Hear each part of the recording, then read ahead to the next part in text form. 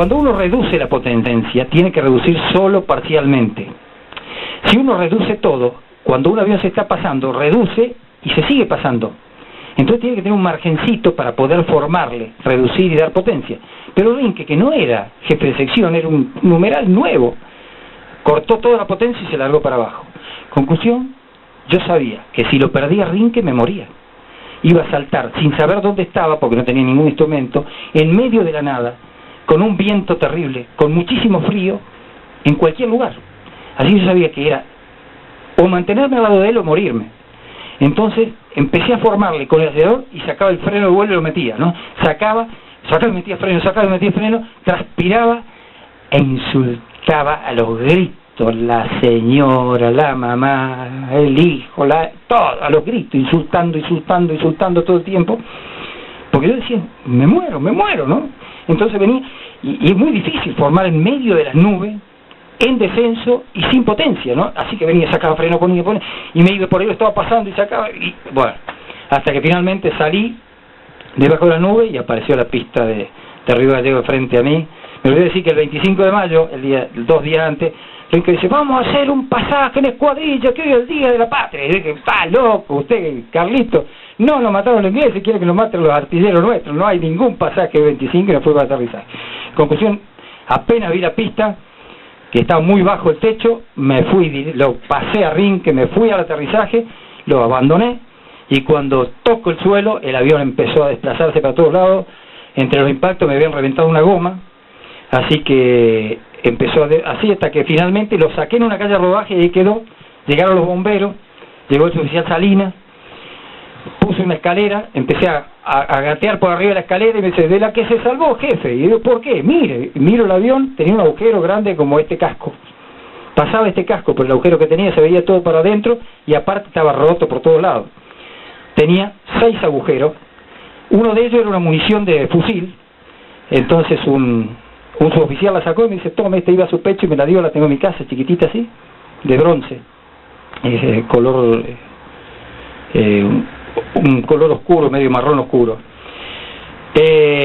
Bueno, de ahí me bajo del avión, me llevo a los bomberos y voy hasta donde estaba llegando Rinke. Bueno, cuando llegó Rinke, después llegó Cés y no llega Velasco. Ahí llegó Rinke, nos damos un abrazo. Cuando le doy el abrazo a Rinke, le digo, pero Carlito, le digo, impasible como siempre, le digo, Carlito, usted cuando descendió no prendió las luces y me redujo toda la potencia. Me dice, oiga, jefe, se ve que hace mucho que no forma. Me dice, claro, como yo siempre iba adelante, porque era jefe de cuadrilla no formaba. Se ve. Le digo, pero vio los Harrier. ¿Qué Harrier? Me dice si eran 2 Pucará. O sea, cuando yo casi tiro los tanques, eran 2 Pucará los que venían de frente. Y yo más viejito no los había visto bien. Muy bien. A todo esto, cuando llego a la casita de Bariloche, que era el lugar donde vivíamos nosotros, llego y estaban todos tirándose un teléfono. Y era Mari, la esposa de Mariano Velasco, que es de Villa Dolores. Así que me dieron el teléfono a mí, yo recién llegado con todo el estrés, me dice, Pablo, dame con Mariano. Le digo, mira, no puedo. Y me dice, ¿qué le pasó a Mariano? Entonces digo, mira, Mariano saltó en paracaídas. Y entonces dice, pero Mariano está muerto. Me dice, no está muerto, Mariano saltó en paracaídas. A todo esto yo no había escuchado que se inyectara Mariano. Entonces me dice, ¿qué probabilidades me das de que mi marido está vivo? Y yo dije, te doy el 90%. Y Mariano cayó en las islas, abrió el paracaídas y tocó el suelo. Pegó su avión, se incendió, empezaron los cañones con el fuego, empezaron a tirar, casi lo derriba su propio avión.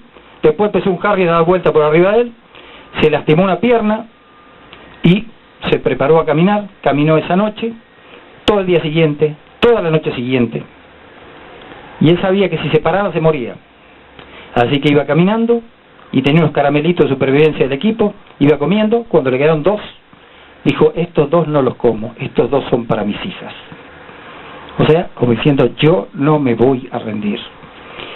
Y en la madrugada del otro día encontró una cabañita, se metió, ahí había latas con salchicha, había de todo, así que comió, se recuperó, había tomado agua nada más que en el tiempo anterior, y se empezó a fabricar un traje, había muchas mantas, se empezó a fabricarse un traje para continuar la caminata, y después bueno, después comió como un rey, se acostó a dormir, apagó la vela, porque había velas, y por ahí empezó a sentir ruido dentro de la cabaña, y dije, llegaron los ingleses, ¿qué hago? Y ¡pum!, prendió la vela, y eran las ratas que estaban comiendo los restos, así que a partir de ahí empezó a cocinar para él y la rata, así no lo molestaba. Al mismo tiempo, bueno, estaba haciendo su traje para continuar la caminata mejor preparado. Al otro día llegan 2 kelpers. Él salió en calzoncillo largo y con 2 revólveres. Tenía un revólver personal de él, de esos cortos de 38, y otro el del equipo, así que estaba en calzoncillo largo y con los 2 revólveres acá.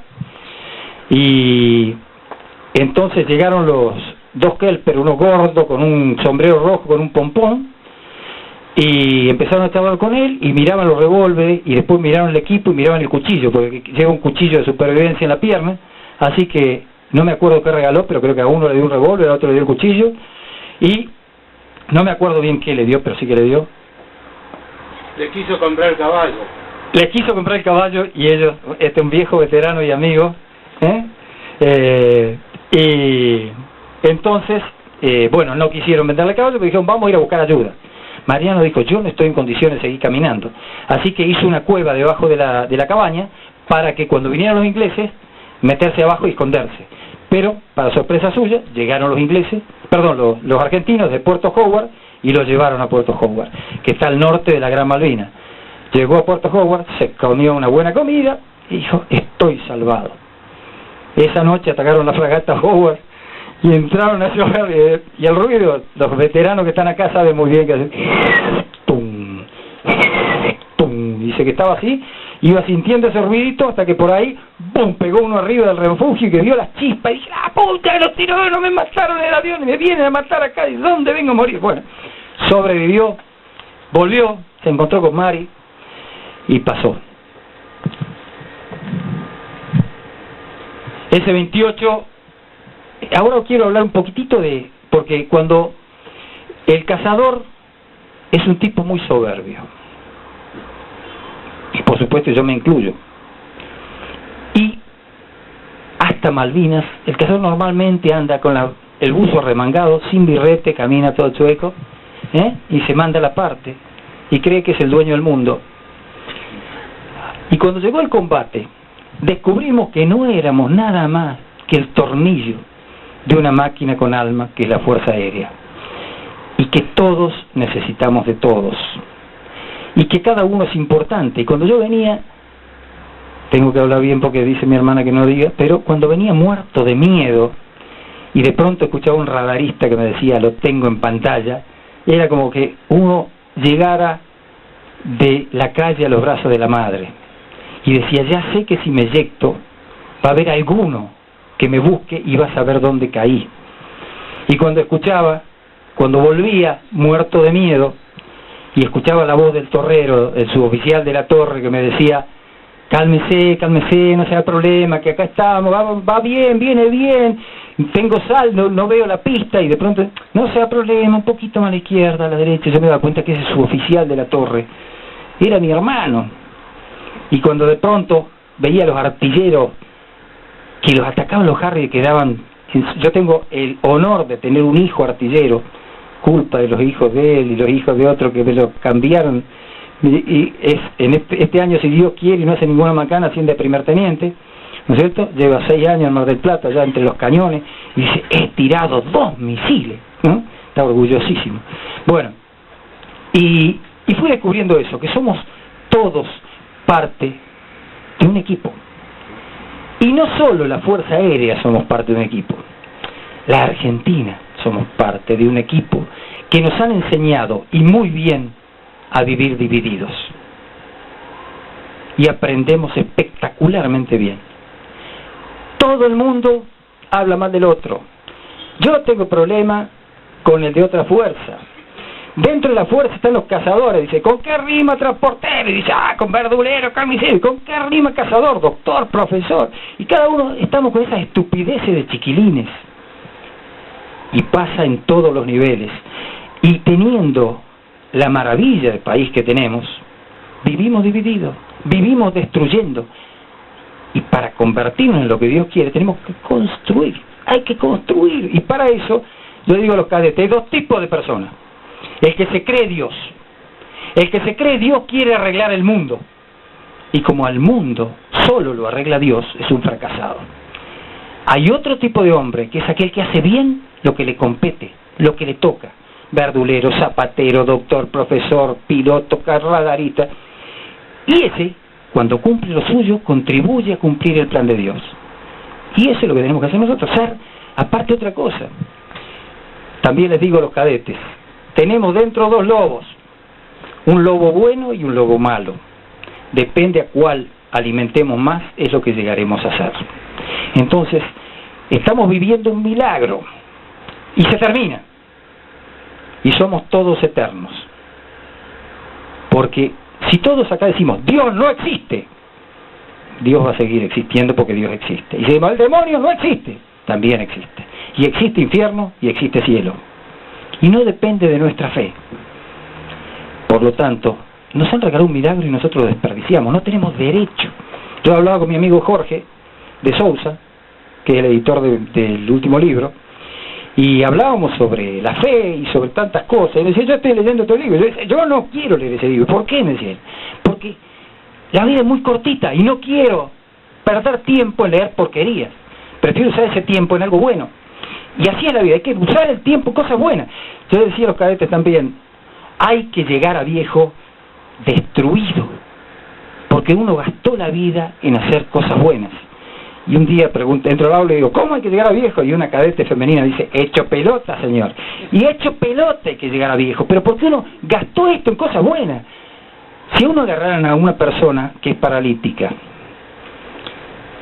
y se retrotrajera cuando no era nada, cuando no existía, era la nada, no hay peor cosa que ser la nada. Me acuerdo que hay una película para chicos y que el gran enemigo era la nada.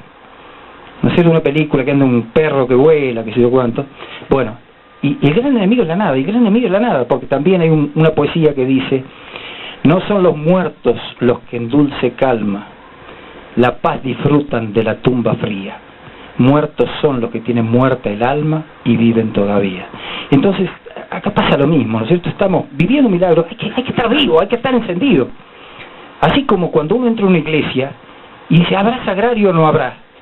Y entonces miran, está Dios en el sagrario, y miran y hay una lucecita encendida. Y esa luz significa, ahí está Dios vivo. En cada argentino tendría que haber una lamparita que diga, acá hay un argentino que está vivo, y no que está muerto o entregado a intereses extranjeros. La otra vez leía en un diario algo vergonzoso y triste, un señor que decía, ¿por qué le cambiamos el nombre a Puerto Stanley? Digo, pero pedazo, no. Pero, mi hermana me reta, pero, ¿cómo no ocupas tu tiempo en defender tu patria y no ocuparte si el otro se llama Puerto Stanley y no Puerto Argentino? ¿Cómo ocupas tu tiempo en eso?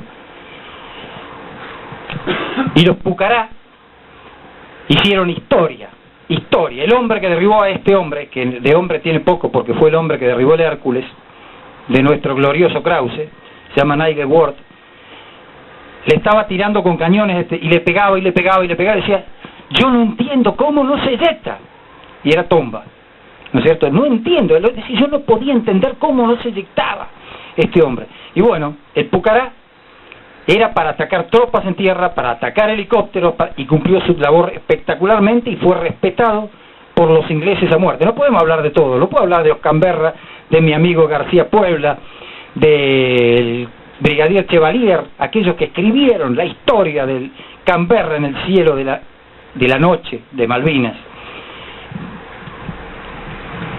Y hablando de artillero, acá hay un artillero, tiene la elasticidad de un durmiente, ¿no?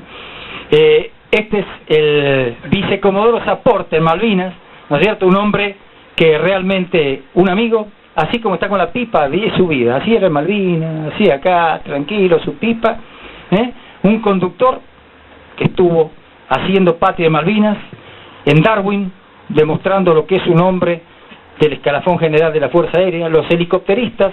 El otro día di una charla con Marcelo Pinto, piloto de helicóptero, que entre todas las acciones que hacían, por ejemplo, iban a salvar a los pilotos que caían, y en medio del peligro terrible, cada vez que se eyectaba un piloto, iban a buscarlo, y lo traían con vida, y una mujer recibía de nuevo a su marido en la casa.